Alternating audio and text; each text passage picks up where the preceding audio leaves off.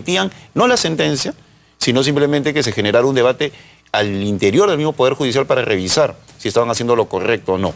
Pero acá, ¿qué está haciendo el ministro del Interior, el ministro de Justicia o los distintos actores? Antes de que suceda esto no dicen nada, inclusive dan pena cuando dicen que se han enterado después o por los medios de comunicación de lo que está aconteciendo. Eso no es así, es falso. Las entidades correspondientes se enteran con la suficiente anticipación, solo que ellos no están haciendo su trabajo, desde mi punto de vista. A mí el otro ruido, no sé qué opinas tú, Carlos, es que si esto se está produciendo un tema tan grave como un caso de terrorismo o eventualmente en caso de narcotráfico, digamos, se precariza aún más la institucionalidad del Poder Judicial. ¿Por qué? Porque la gente va a decir, oye, ¿y no será que muchas de estas detenciones a presidentes regionales, alcaldes, el otro día un colega me decía, oye, ¿cómo es posible eso que le pongan prisión preventiva a una persona 18 meses, año y medio de prisión preventiva? Pero bueno, es un tema de debate. Regreso al argumento. No vaya a ser que la gente empiece a dudar de que las decisiones de detención a tales o cuales políticos o autoridades también están pasadas por el tamiz político. O sea, eso sería grave porque le estamos restando credibilidad y contundencia y digamos, ilegitimidad a muchas decisiones del Poder Judicial, ¿no? No solo por la presión política, sino por la intervención de factores corruptos, ¿no? O sea, por ejemplo, el caso de Orellana, ¿no? Claro. Entonces yo creo que el Poder Judicial está lo suficientemente desprestigiado, lamentablemente, con otras instituciones del Estado en el mismo lugar, que este tipo de cosas la desprestigia más. O sea, por tratar de obtener un poco de popularidad efímera, además, porque la gente tampoco es que va a subir su aprobación de Humala o de Enrique Mendoza por haber hecho esto. Simplemente va a decir un día una cosa, otro día otra cosa. Esa es la sensación que va a quedar. Creo que en general hay un deterioro institucional aún mayor que el que teníamos en el país, ¿no? O sea, siempre, se nota. Desde hace años veíamos con preocupación cómo se habían deteriorando las instituciones, su credibilidad, su imagen, pero en este último año como que ha habido un bajón adicional, ¿no? Se ha acelerado esa crisis. Sí, yo creo que se ha acelerado esa crisis institucional. Seguro vamos a conversar de el Congreso, ¿no? A eso voy, porque ahora resulta que en este proceso de negociación que ha empezado, me parece muy positivamente Ana Jara ha tenido un rush de conversaciones con varios políticos, líderes gremiales, buscando justamente crear un clima nuevamente de concordia, por lo menos, o de menos virulencia, ¿no es cierto?, que nos parece positivo, y, digamos, en aras luego también de lograr este voto de confianza en el Parlamento. Sin embargo, ayer un miembro del oficialismo salió con todo, decirle ratas a sus ex compañeros de bancada. Mario, ¿podría algún diario hoy día anunciar: a Bogatás dice que el nacionalismo naufraga? Porque si son ratas que abandonan el barco porque se está por hundir, quiere decir hay naufragio inminente, ¿no? Como comentario en broma. Pero tremendo, ¿no? Además sumó este tema de que deberíamos votar al embajador de Israel la patada. O sea, muy poca, sentido común en decir las cosas, pero más allá de... política, y de responsabilidad, pero más allá de eso, ¿cómo ven ustedes este inicio de Ana Jara y si creen que va a llegar a buen puerto los esfuerzos que viene llevando a cabo? Mira, ella creo que es una persona que tiene esa vocación más amplia, creo que es una mujer inteligente, pero el problema viene un poquito más de atrás, porque acuérdate que la crisis de la bancada oficialista no se ha producido porque las ratas estén abandonando el barco, así sea que haya búsqueda de intereses políticos, etcétera. Se ha producido por la imposición dentro de la bancada de la candidatura del actual presidente del Congreso. Entonces ahí se produjo un debilitamiento muy grande, perdieron 6 congresistas, luego perdieron a Jaime Delgado por otras razones, ya no tienen la primera minoría. Entonces Ana Jara tiene que hacer un trabajo de filigrana para tratar de armar el voto de confianza. Creo que lo va a obtener al final, pero aún así el Congreso tiene hoy día otro perfil político que el que tenía cuando se inició. O sea, el nivel de fragmentación es terrible, ¿no?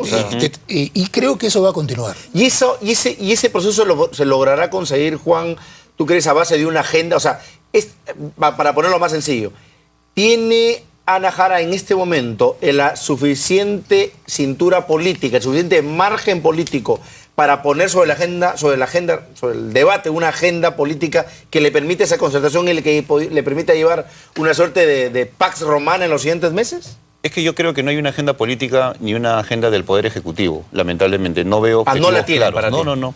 Inclusive, Ni siquiera a propósito del mensaje en el tema de educación, el tema de reactivación económica, seguridad. bueno, si nosotros nos retrotraemos a los anteriores mensajes del gobierno, todo lo que ha prometido no lo ha cumplido, empezando porque la columna vertebral del anterior mensaje fue la descentralización y miren lo que se han convertido los gobiernos regionales. Así es. Entonces yo espero que el presidente le dé un verdadero apoyo político al ministro Jaime Saavedra para que las cosas que ha mencionado en educación al menos se consensúen además con otras fuerzas Pero hay políticas. otros temas sobre los cuales no ha dicho nada. Seguridad, la corrupción. El gobierno no está hablando nada de la lucha contra la corrupción cuando se ha convertido en un flagelo al interior del mismo Poder Ejecutivo. Entonces, si bien es cierto, Ana Jara, desde mi punto de vista, ella sabe que va a conseguir los votos, yo creo que está sobreactuando con este proceso de diálogos con todas las fuerzas políticas, para que luego se vea como que es consecuencia de una concertación cuando ella tiene los votos para lograr en esos momentos la aceptación del Congreso Cuando de la estaba República. Jiménez Mayor, todo indicaba que Humala no le daba mucha bola al tema del diálogo. ¿Tú crees que ha cambiado Humala? Te lo digo porque en el discurso 28 él empieza diciendo necesitamos unirnos para llegar a lograr las metas al Bicentenario. O sea, ¿ha cambiado, tú crees, de visión y de perspectiva el presidente de la República? Yo creo que el presidente en cierta medida desinforma porque él por un lado convoca a las fuerzas políticas, pero por otro lado, en lugar de hablar con las dirigencias, habla directamente con los congresistas. El presidente obtiene lo que quiere conversando directamente con cada uno de los, de los congresistas. Y mira, esta fragmentación que hay en las bancadas es verdaderamente lamentable en el Perú. De una misma bancada que salga un candidato para una lista y para la otra, demuestra que las bancadas en sí mismas no tienen ni la fortaleza programática ni el criterio, nada, en absoluto.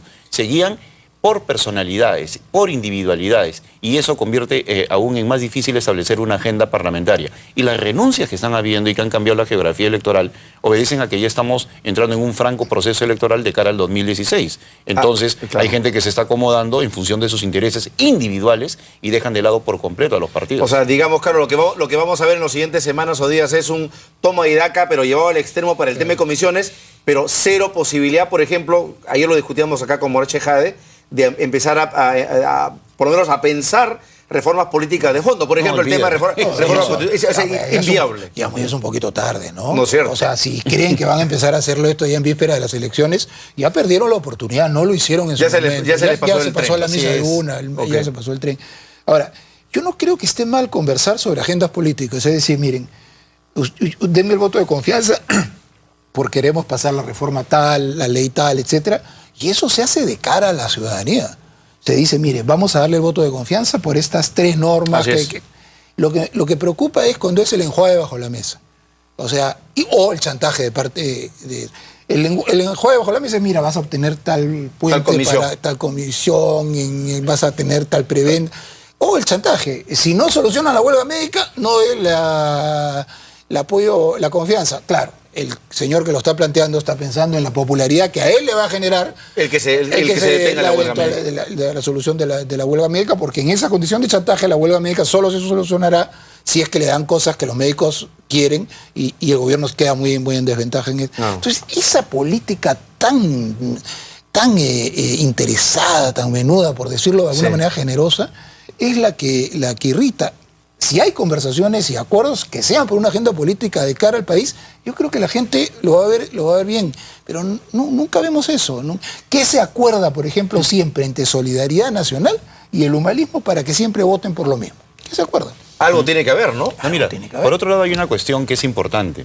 Las oposiciones generan mejores cursos de acción en los gobiernos. Este gobierno sabe perfectamente que no tiene una oposición consistente, una oposición con dientes. Yo estoy convencido, por ejemplo, que a pesar de todos los problemas que tuvo Alejandro Toledo, si al final entregó resultados a la nación, fue como consecuencia de tener una oposición que estaba marcando el paso y que planteaba alternativas. A veces fue demasiado agresiva, pero obligó al gobierno a trabajar de manera adecuada, planteando instituciones, organizaciones como el Acuerdo Nacional, impulsando políticas públicas consensuadas, estableciendo... La última gran reforma, desde mi punto de vista, es la de la 2530. Así es. ¿No? Que si en estos momentos sería un gravísimo problema. Todo lo demás son maquillajes hacia adelante y no reformas como tal que generan un antes y un después. Pero no ha habido nada más. Entonces, pero, por ejemplo, ¿no quieres ni siquiera que en un tema que genera, para mí, por ejemplo, mucho consenso, la ley Servir, por ejemplo, ¿no? Que es un tema crucial, que un poco allá en el camino lo que puede hacer el siguiente gobierno, es que ni siquiera ahí podrían encontrar lo que sucede es lo siguiente, hablando en términos de política real, que a mucha gente no le gusta, cuando cambia la geografía electoral, cuando ya hay intereses de los partidos de cara al 2016, ya es difícil porque ya impulsar una reforma. empiezan a contar Claro, votos, por ejemplo, la ley Servil, ¿a cuántos empleados públicos va a alejar, por ejemplo, de las posibilidades del APRA, pensando en ellos como votantes? O del fujimorismo. Claro. Entonces no la van a impulsar. Por eso, como señalaba Carlos, eso se hace al inicio. Cuando no solamente tienes la confianza del Congreso, sino la esperanza de la gente que está esperando una modificación. Pero el presidente Ollanta ha desperdiciado 3 años. Entonces, ¿qué es lo que nos queda? Una agenda para apagar los incendios que todavía subsisten. Sí, solucionar huelga médica, mejorar un poco de seguridad y el tema de la reactivación. Y en general, lamentablemente, afortunadamente no hay riesgo de inestabilidad política grave, pero lo que vamos a ver es un gobierno que va a navegar entre una crisis y otra hacia la salida. Muertito y vamos a ver cómo Por llega. ahí alguna cosa que pueda ser interesante, otras desagradables, pero ya no puede pretender... No hay perspectiva de reforma, es de esto. grandes cambios cuando tienes 22% de popularidad, cuando tienes, tienes un tercio de los congresistas y tienes que pelear los votos de los demás. Entonces, cuando ya se entran a campañas electorales... Lo de Nadine, ya me refiero a esta nueva negación de esa alternativa.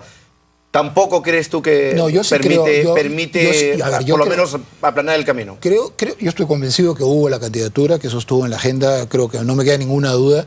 Creo que se han dado cuenta que es inviable y creo que su declaratoria última es definitiva. Yo no creo que después de decir que es una demócrata que respeta las leyes, que no va a violar las leyes que lo prohíben... Bueno, ha hablado de su palabra. Ha hablado de su palabra, etc. Yo creo que ahora sí es... creo que ahora hay que, digamos, como análisis político, ver cuál es la estrategia que ellos van a buscar tener para tener una buena representación parlamentaria. Descartemos de que Ana Jara sea presidente. Bueno, la han quemado, Tejada la ha quemado, pero sí radicalmente sí, y descartemos a Ana Jara, ¿no? que así no la quemaran. No va a ser presidente del Perú. Ningún partido ha logrado esta sucesión en el Perú reciente y es porque los partidos llegan muy desgastados. Pero claro, ellos pueden aspirar a una bancada parlamentaria mejor que la que tuvo el APRA y la que tuvo Perú Posible, porque se les viene una tormenta de acusaciones e investigaciones. Mira, ¿y eso qué podríamos esperar? ¿Una Nadine Heredia cabezando una lista parlamentaria para acumular votos? Yo mantengo mi desconfianza. Tú sí. Porque yo veo señales latentes que a mí, en lo personal, me preocupan. La promoción de Ollanta en todas las regiones militares.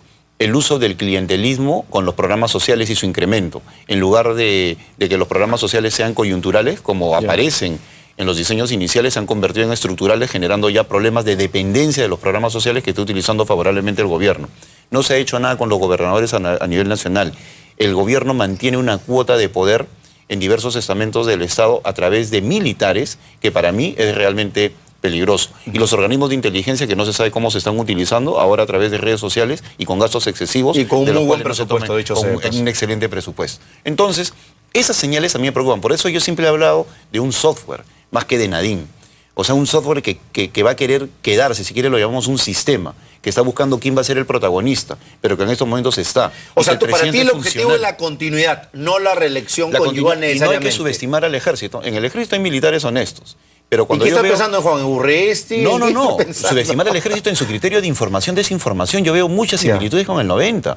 Cuando veo la aparición de los terroristas, cuando veo los pioneritos, cuando veo esas desinformaciones que aparecen, yo en ese sentido mantengo mis dudas y prefiero anunciarlas, así parezcan exageradas, antes que caer en la ingenuidad. Bueno, se ha hablado de la democracia tiene que ser muy crítica. Bueno, eso es una duda interesante porque en realidad se ha estado rumoreando en realidad ya a nivel de corridos periodísticos de la opción, no necesariamente nadie, sino de un frente encabezado por algún personaje que no sabemos quién sería, en el que se agruparían pues nacionalistas, peruposibilistas, solidarios. Eso es totalmente legítimo, ¿no? Eso es una estrategia política.